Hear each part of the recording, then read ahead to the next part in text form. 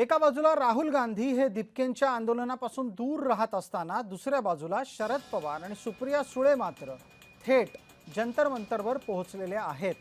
जंतर मंतरवर जाऊन शरद पवार यांनी अभिजित दिपके याच्याशी चर्चा केलेली आहे। आंदोलन सुरू असताना दिपके मात्र आंदोलनात कुठंच उतरताना दिसत नाहीये। संपूर्ण स्थितीमध्ये दिपके घटनास्थळी नसतानाचं चित्र समोर येतंय। अशा वेळेला जंतर मंतरवर शरद पवार पोहोचलेले आहेत, पण काँग्रेसनं मात्र आपलं संपूर्ण आंदोलन हे या आंदोलनापासून वेगळं ठेवत आपला आंदोलनातला हिस्सा आणि आपला आंदोलनातला सहभाग वेगळ्या पद्धतीनं अधोरेखित करायचं ठरवलेलं दिसतं आहे। शरद पवार आणि सुप्रिया सुळे जंतर मंतरवर पोहोचलेत आणि त्यांनी तिथे दिपके आणि त्याच्या सहकाऱ्यांशी चर्चा केली आहे। आमचे सहकारी आणि प्रतिनिधी शुभम उमाळे खास नवी दिल्लीमध्ये जय महाराष्ट्रच्या सर्व प्रेक्षकांना प्रत्येक क्षणाक्षणाची माहिती घेऊन येलेत पोहोचतायत। आपल्यासोबत शुभम आहेत। शुभम, तुम्ही आत्ताच थोड्या वेळापूर्वी एक महत्त्वाचा या बातमीचा अँगल समोर आणलात की जंतर मंतरवर आंदोलन होत असताना काँग्रेसचे नेते तिथे जायचं सोडून वेगळं आंदोलन करतायत, पण मग शरद पवार जंतर मंतरवर का पोहोचले असावेत?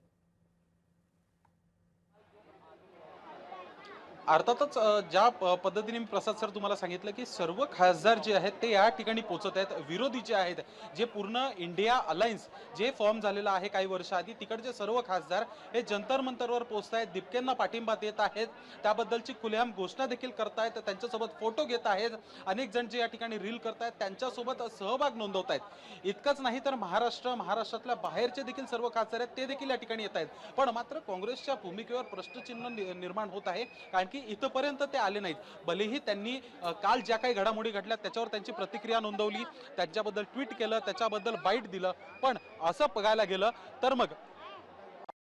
तर मग या परिस्थितीमध्ये कुठेतरी वेगळी ही दिशा जी दिसून येत आहे किंवा याचं मुख्य कारण काय आहे हे जाणून घेणं अत्यंत महत्त्वाचं आहे। शरद पवार असतील, सुप्रिया सुळे असतील, संजय राऊत असतील, अरविंद सावंत असतील, असे सर्व महाराष्ट्रातले जे महाविकास आघाडीमधनं जे खासदार आहेत किंवा जे इंडिया अलायन्समधनं खासदार आहेत ते सर्व या ठिकाणी पोहोचलेत।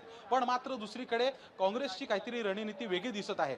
समजा तिकडचं आंदोलन आटपलं, ते आंदोलन आटपून ते या ठिकाणावर येतात तर मग काही उत्तर जी आहेत ती आपल्याला मिळतील, पण सध्या अनेक प्रश्न उद्भवत आहेत की नेमकं ते कोणासोबत आहेत आणि ते कोणत्या कारणास्तव पंतप्रधान नरेंद्र मोदी यांच्या निवासस्थानी गेलेले आहेत। बिलकुल शुभम, आता आपण जिथे आहात तिथे आसपास आपल्या काही आंदोलक दिसत आहेत, त्यांच्या प्रतिक्रिया आपल्याला जाणून घेता येतील का? हे आंदोलन पुढे कसं न्यायचं आणि कुठल्या दिशेनं न्यायचं याबद्दल त्यांचा काही मनोदय आहे का? नक्कीच मी तुम्हाला माझ्या आजूबाजूला काय घडतंय प्रसाद सर ते आता दाखवू इच्छितो। माझ्यासोबत व्हिडिओ जर्नलिस्ट मनोज सोलंकी हा देखील। खरं तर प्रथम दर्शनी सकाळी ज्यावेळेस मी या ठिकाणी पोहोचलो त्यावेळेस मला असं वाटलं की आंदोलन कुठेतरी गुंडाळण्यात आलेलं आहे का, किंवा मग नेमकी या आंदोलनाची दिशा कोणत्या प्रकारे असणार आहे। प्रसाद सर बघू शकतो दिपके आहेत त्या ठिकाणावरून निघालेले, खरं तर ते चाललेले आहेत, कुठे कूच करतायत हे पाहणं आता महत्त्वाचं असणार आहे। जे आंदोलन आहे, आंदोलन ठिकाणावरनं ते रिक्तांना दिसून येत आहेत। अशामध्येच एकीकडे राहुल गांधी हे देखील गेलेले आहेत, पंतप्रधान नरेंद्र मोदी यांच्या निवासस्थानीच्या दिशेला ते गेलेले आहेत। तर आता मात्र दिपके हे कुठे जातात हे पाहणं आता महत्त्वाचं असणार आहे।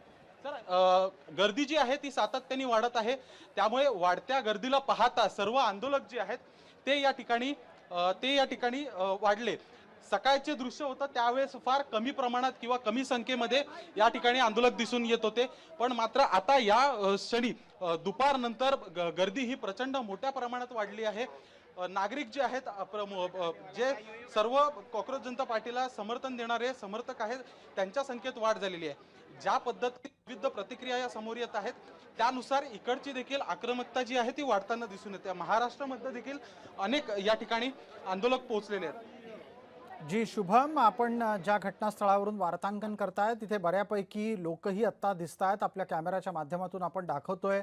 दरम्यान अभिजित दिपके अचानक स्टेजवरून खाली उतरलाय, कुठे गेलाय याचा तपशील घ्यावा लागेल। आपण परत आपल्या संपर्कात येऊच आणि थोड्या वेळात परत आपल्याशी बोलू।